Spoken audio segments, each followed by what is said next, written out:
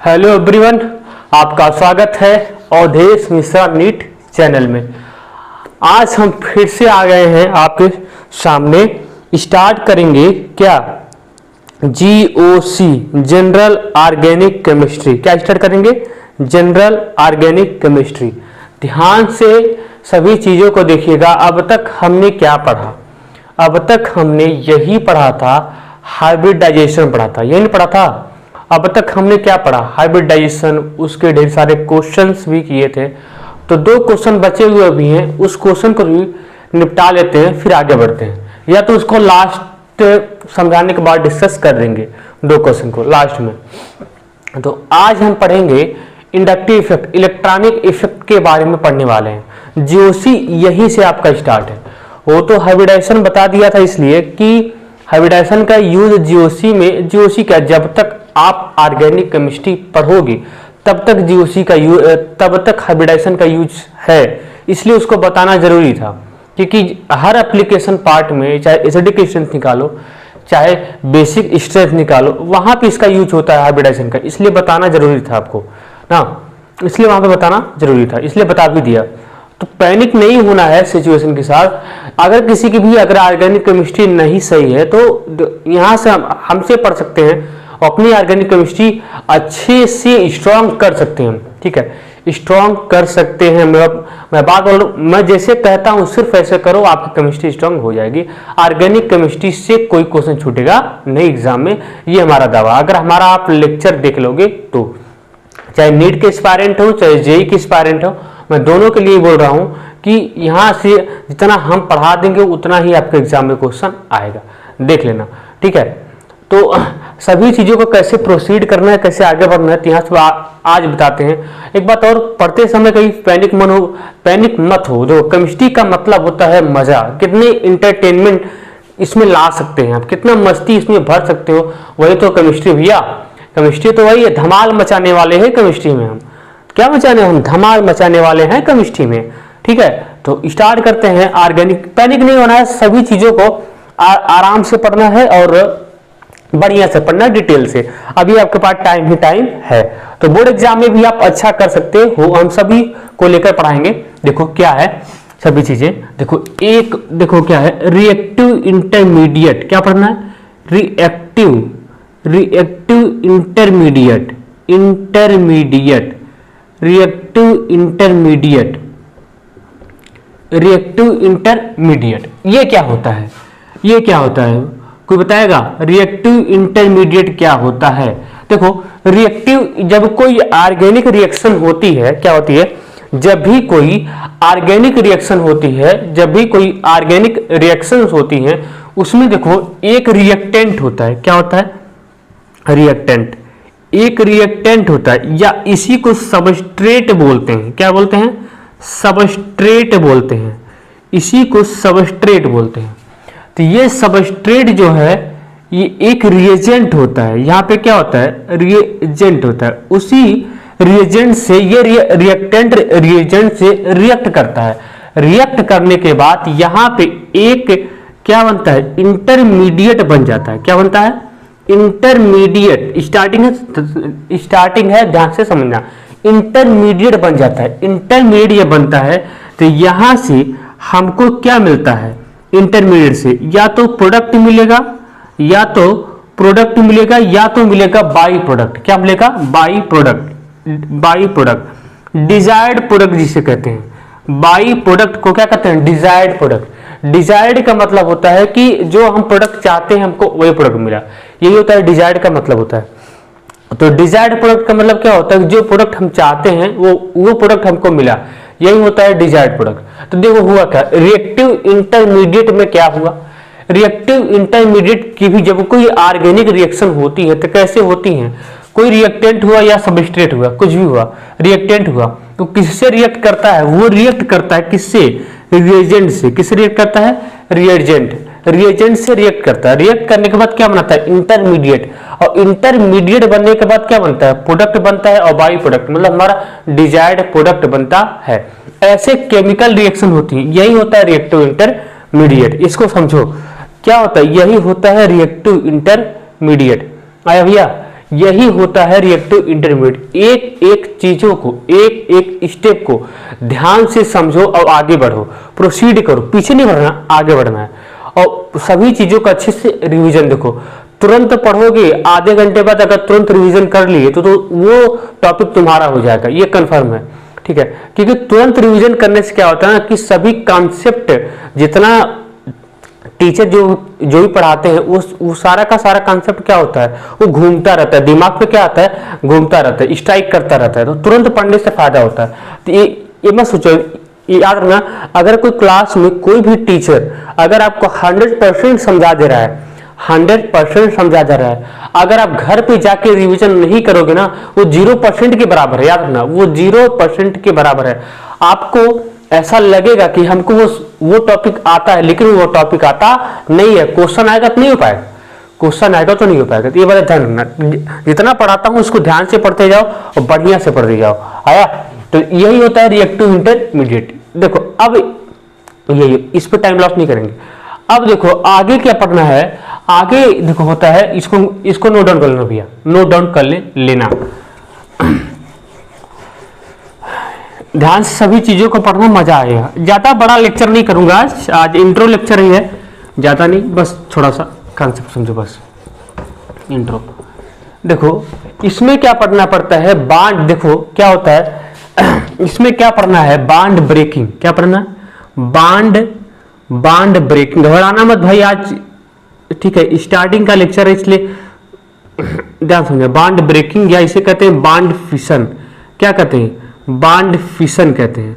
Bond fission, कैसे bond टूटता है, बांड ब्रेकिंग या बांड फिशन। ध्यान रखना, जीओसी में देखो प्रैक्टिस बहुत सारा करेंगे, क्वेश्चन तो बहुत सारा करेंगे। जितना प्रीवियस ईयर में आपका क्वेश्चन आया हुआ है, चाहे जेई का हो चाहे नीट का हो, सब यहाँ पे रखेंगे।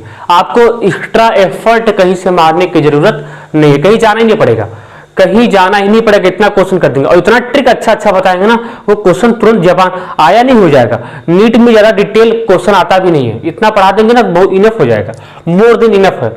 इतना पढ़ा देंगे ना मोर देन इनफ है, नीट से भी ज्यादा इनफ हो जाएगा, इतना पढ़ाएंगे। तो बांड ब्रेकिंग या बांड फिशन, बांड ब्रेकिंग या बांड फिशन। बांड टूटता कैसे है, इसको पढ़ेंगे। बांड टूटता कैसे है, इलेक्ट्रॉनिक डिस्प्लेसमेंट होता कैसे, इसको पढ़ने वाले, ध्यान समझना। देखो बांड ब्रेकिंग 2 टाइप का होता है।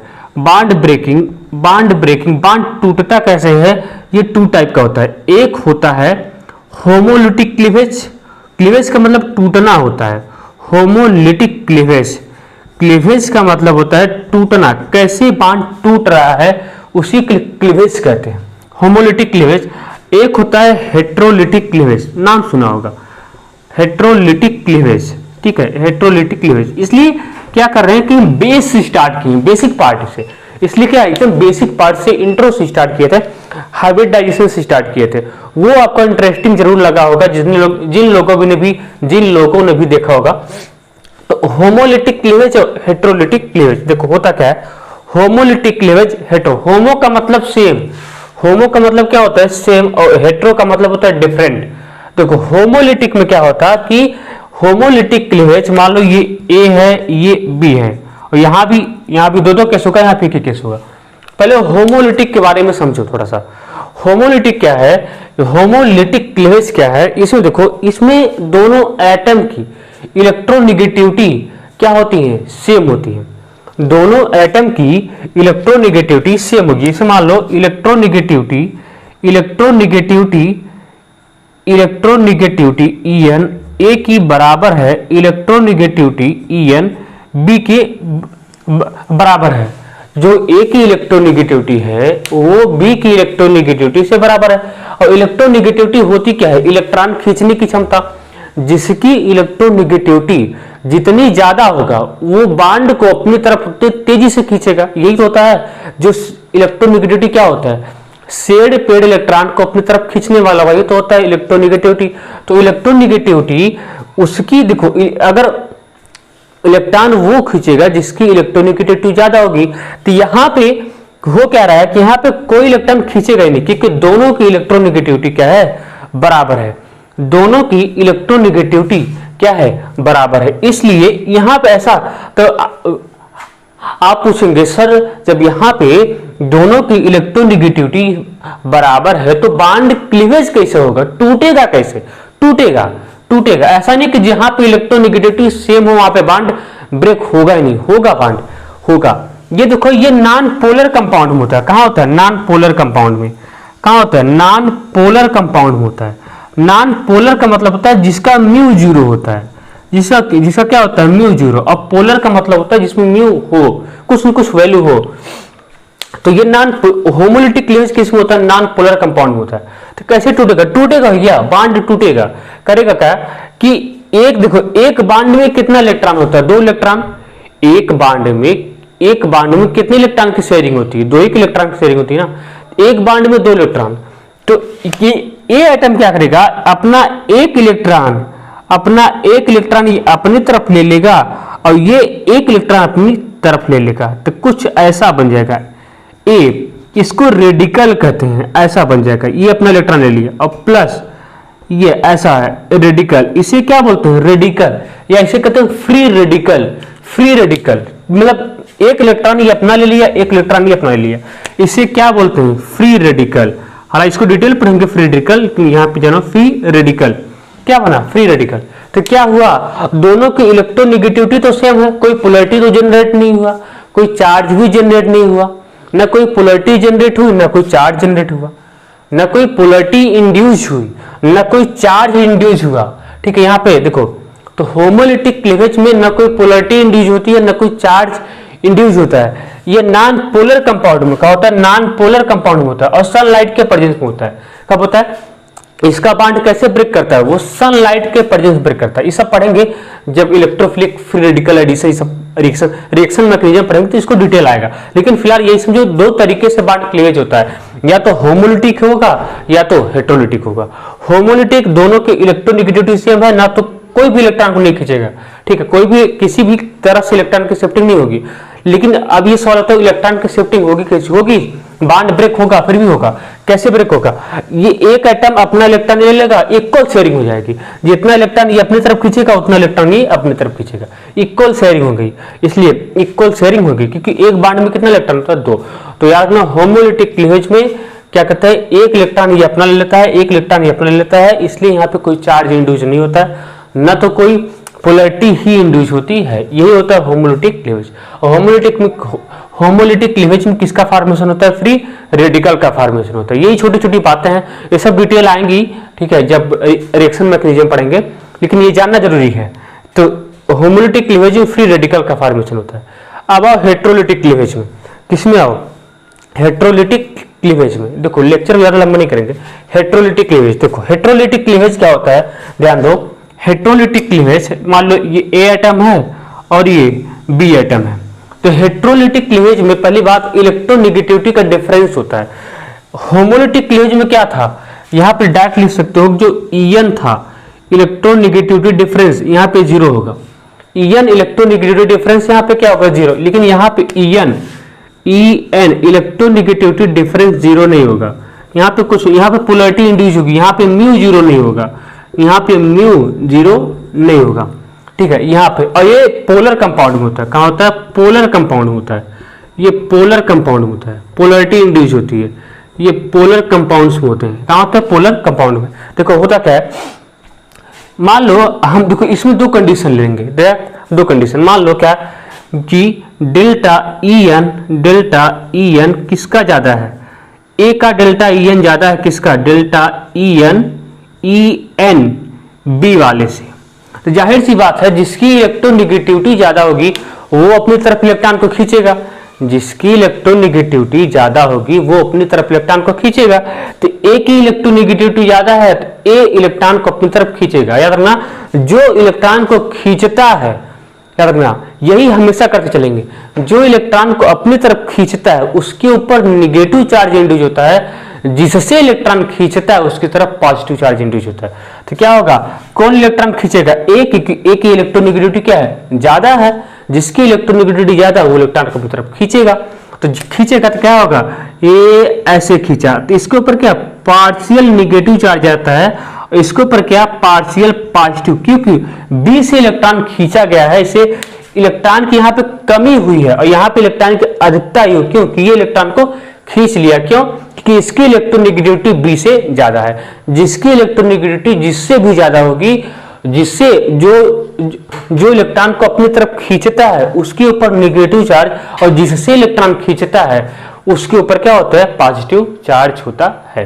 तो यही होता है हेटेरोलिटिक क्लीवेज। दो कंडीशन बनेगा, एक देखो, एक क्या बना, एक बन गया कार्बो एनायन। क्या बन गया? कार्बो एनायन का फॉर्मेशन हो गया। क्या बन गया? कार्बो एनायन। इसमें दो कंडीशन बनेगा, एक तो कार्बो एनायन का फॉर्मेशन बन गया। क्या बन गया? कार्बो एनायन का फॉर्मेशन हुआ। एक किसका? कार्बो। एक इसमें देखो उल्टा अगर कर देंगे तो कार्बो कैटायन का फॉर्मेशन हो जाएगा। अगर उल्टा कर देंगे तो किसका? कार्बो कैटायन का फॉर्मेशन हो जाएगा। अगर उल्टा कर देंगे तो उल्टा यहां पे देख लो, इसी कंडीशन यहां पे देखो क्या है। ऐसे मान लो क्या है, ए है, ये क्या है? ए है और ये बी है। दिखाई दे रहा है कि नहीं? पहले ये देखना जरूरी है। दे रहा है, ये ए है, ये बी है। हम मान के चल रहे हैं कि जो डेल्टा ईएन है वो बी का ज्यादा है। किसका? बी का। किससे? डेल्टा ईएन ए से ज्यादा है। अब कौन इलेक्ट्रॉन को खींचेगा? अब इलेक्ट्रॉन को कौन खींचेगा? ये फर्स्ट केस था, ये सेकंड केस है। अब कौन इलेक्ट्रॉन को खींचेगा? अब इलेक्ट्रॉन को बी वाला खींचेगा। क्यों? क्योंकि बी की इलेक्ट्रोनेगेटिविटी ए से ज्यादा है।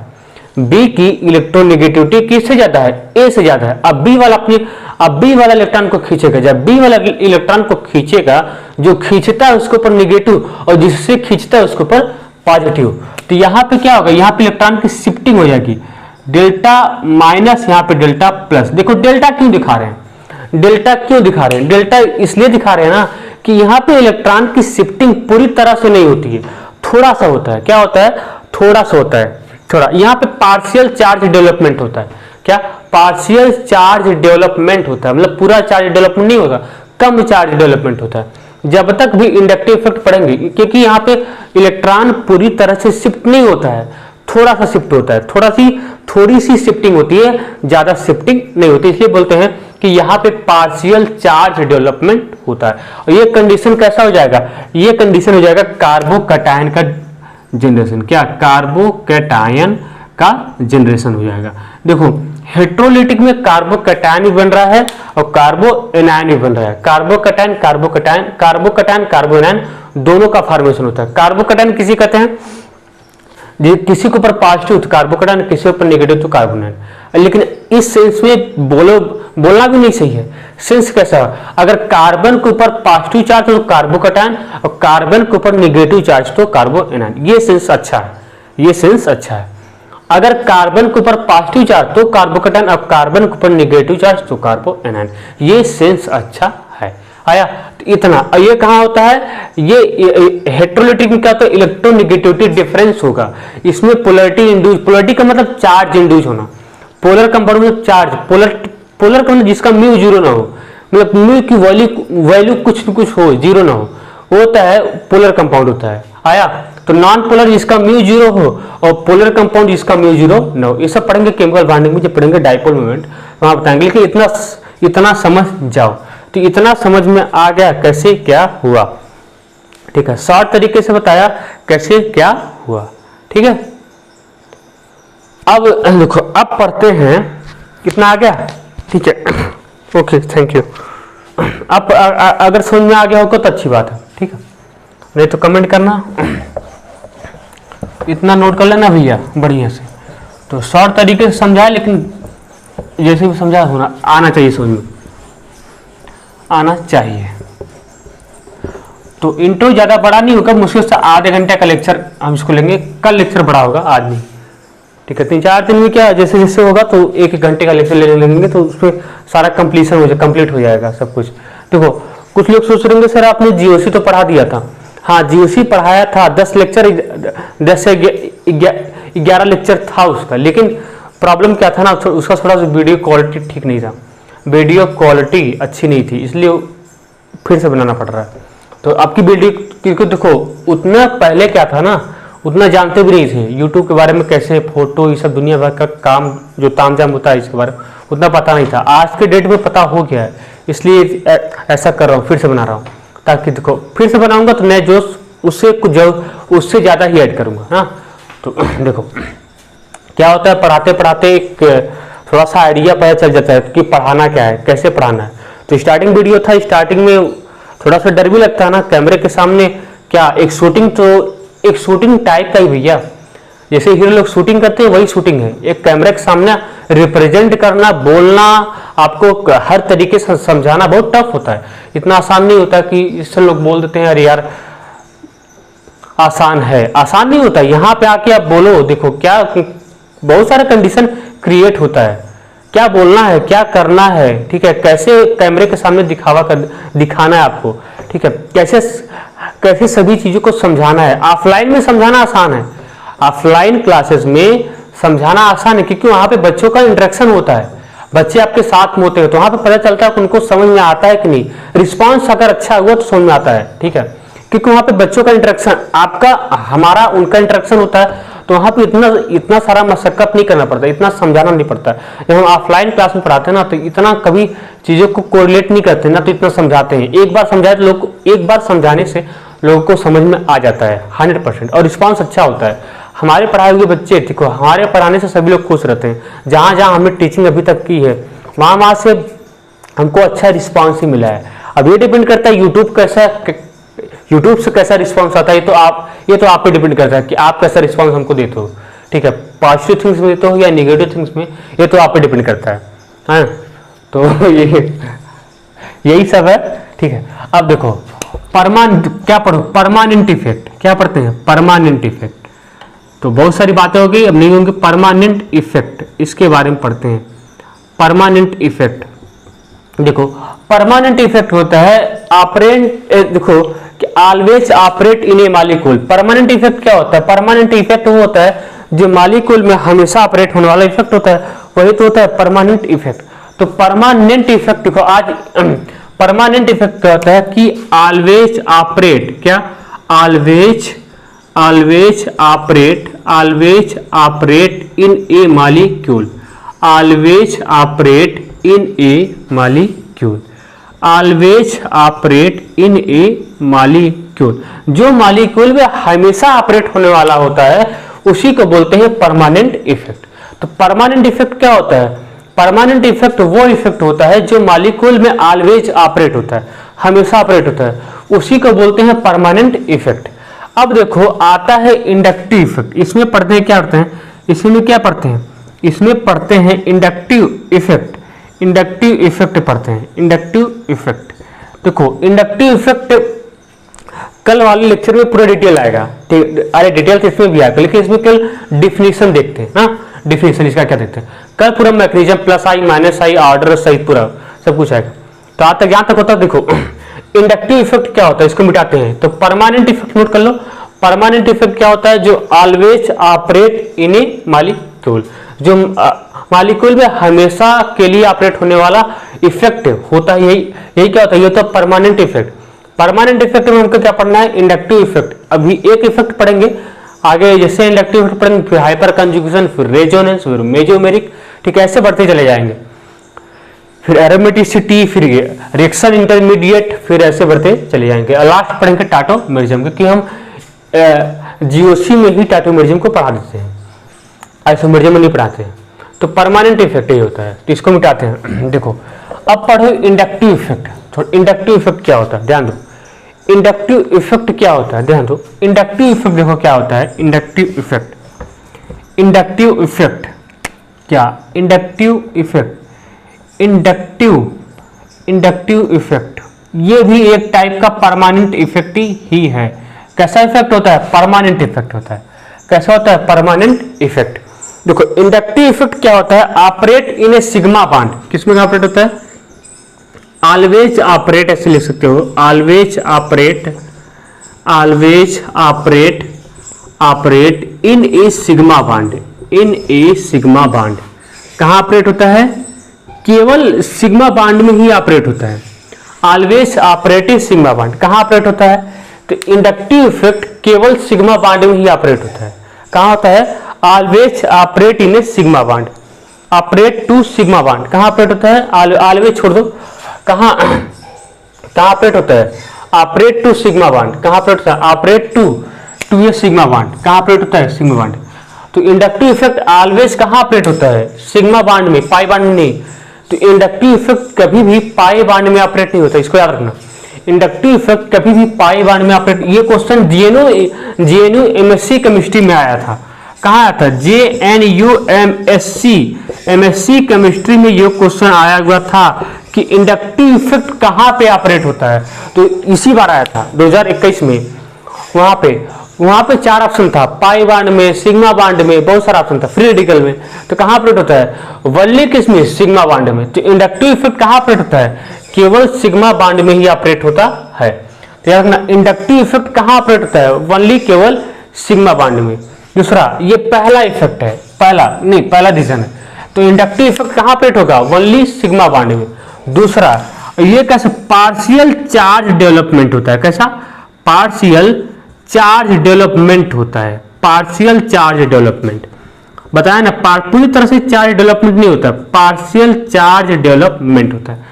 पूरी तरीके से चार्ज का डेवलपमेंट नहीं होता, लेकिन पार्शियली चार्ज का डेवलपमेंट होता है। तो पहला ऑपरेट टू ये सिग्मा बॉन्ड, दूसरा पार्शियल चार्ज डेवलपमेंट। इसमें पार्शियल तरीके से चार्ज का डेवलप, पूरी तरीके से चार्ज का डेवलपमेंट नहीं होता, केवल पार्शियल तरीके से ही इलेक्ट्रॉन की शिफ्टिंग होती है। जब इलेक्ट्रॉन की शिफ्टिंग पार्शियल तरीके से ही होती है, तो पार्शियल चार्ज डेवलपमेंट भी तो उसी तरह होगा। इसमें पार्शियल चार्ज डेवलपमेंट भी होता है, पार्शियल चार्ज डेवलपमेंट भी होता है। और ये कैसा होता है? ये डिस्टेंस डिपेंडेंट इफेक्ट होता है। कैसा होता है? इंडक्टिव इफेक्ट कैसा? तीसरा क्लियर लो, ये डिस्टेंस डिपेंडेंट इफेक्ट होता है। क्या होता है? डिस्टेंस डिपेंडेंट इफेक्ट होता है। डिस्टेंस डिपेंडेंट इफेक्ट होता है। कैसा? जितनी पॉइंट बता रहा हूं उसको याद कर जाओ। एक ऐसा होता है डिस्टेंस डिपेंडेंट इफेक्ट होता है। डिस्टेंस भी डिपेंड करने वाला एकलौता इफेक्ट है जो डिस्टेंस भी डिपेंड करता है। तो इंडक्टिव इफेक्ट क्या होता है? ये डिस्टेंस डिपेंडेंट इफेक्ट होता है, जो डिस्टेंस पे डिपेंड करता है। किस पे? डिस्टेंस पे डिपेंड करता है। ये किस पे डिपेंड करता है? डिस्टेंस पे। जैसे जैसे हम डिस्टेंस बढ़ाते चले जाएंगे, इंडक्टिव इफेक्ट की वैल्यू कम होती चली जाएगी। ये सब आगे पढ़ेंगे। पहला इफेक्ट, इंडक्टिव इफेक्ट कहाँ ऑपरेट होता है? Operate to a sigma bond, केवल सिग्मा बॉन्ड में ही इंडक्टिव इफेक्ट ऑपरेट होता है। दूसरा, ये पार्शियल चार्ज डेवलपमेंट होता है, यहाँ पे पार्शियल चार्ज का डेवलपमेंट होता है। तीसरा, ये डिस्टेंस डिपेंडेंट इफेक्ट होता है, जो डिस्टेंस पे डिपेंड करता है। बढ़ाओगे घटाओगे डजन बेटा जो भी है, ये डिस्टेंस पे डिपेंड करता है। आगे बताएंगे कैसे। ये डिस्टेंस पे डिपेंड करता है। और चौथा पढ़ लो, इंडक्टिव इफेक्ट। क्या लिख लो? Inductive effect can be neglected. Inductive effect can be neglected, inductive effect can be neglected, inductive effect can be neglected, inductive effect can be neglected after third carbon, can be neglected after third carbon, can be neglected after third carbon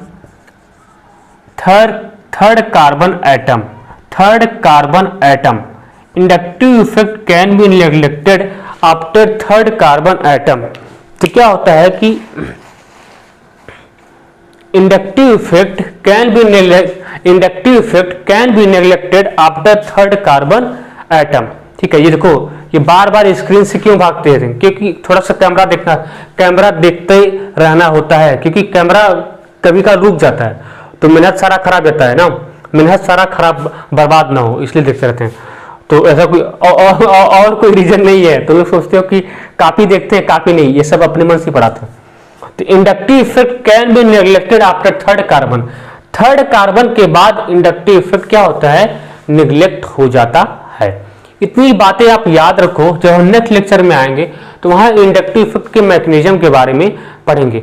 क्या plus आई, क्या minus आई, क्यों inductive effect लगता है, कैसे लगता है, कहां पे लगता है, कितने डिस्टेंस तक लगता है, सारा। माइनस आई का ऑर्डर, प्लस आई का ऑर्डर। माइनस आई कहते हैं क्या है, प्लस आई को क्या कहते हैं, माइनस आई प्लस आई किसके ग्रुप पे डिवाइड किए गए, किसकी बेसिस पे डिवाइड किए गए, ये सब सारी बातें वहां पे नेक्स्ट वाले लेक्चर में पढ़ेंगे। तब तक जितने लोग जहां तक हो सकता है हमारे लेक्चर को शेयर करो, एक बार और देख लो। क्या तो क्या क्या बातें याद रखनी है इंडक्टिव इफेक्ट में अभी के लिए? पहला इंडक्टिव इफेक्ट, आप यही से स्टार्ट करेंगे नेक्स्ट लेक्चर में। इंडक्टिव इफेक्ट ऑपरेट ओनली कहां, केवल सिग्मा बॉन्ड में और कहीं नहीं। इंडक्टिव इफेक्ट कहां केवल ऑपरेट होता है, केवल बात करता हूं inductive effect only operate in sigma bond, केवल सिग्मा बॉन्ड में ही ऑपरेट होता है। दूसरा inductive effect partial charge development होता है, क्या पार्शियल चार्ज डेवलपमेंट होता है। तीसरा inductive effect distance dependent effect होता है, क्या डिस्टेंस डिपेंडेंट इफेक्ट होता है इंडक्टिव इफेक्ट। चौथा inductive effect can be neglected after third carbon atom, third carbon atom के बाद इंडक्टिव इफेक्ट नेग्लेक्ट हो जाता है, मतलब खत्म हो जाता है, जीरो हो जाता है। इसलिए कहते हैं इंडक्टिव इफेक्ट कैसा है, डिस्टेंस डिपेंडेंट इफेक्ट है कि जैसे जैसे डिस्टेंस के बढ़ाते चले जाओगे वैसे वैसे इंडक्टिव इफेक्ट की वैल्यू घटती चली जाएगी। ये सब पढ़ेंगे नेक्स्ट लेक्चर में, जब भी होगा उसको छोड़ना मत, डिटेल से एक एक लेक्चर को देखते जाओ बढ़िया से। यहाँ पर इंट्रो लेक्चर था जीओसी का, थोड़ा सा इंडक्टिव इफेक्ट डिस्कस करिए, लेकिन फिर से नेक्स्ट लेक्चर में यही से इसको डिटेल करेंगे, यही से सारी बात, यही से इसके सारे पॉइंट को फिर से पढ़ेंगे और नेक्स्ट लेक्चर इसके पूरे मैकेनिज्म को, होल मैकेनिज्म को बढ़िया से पढ़ेंगे।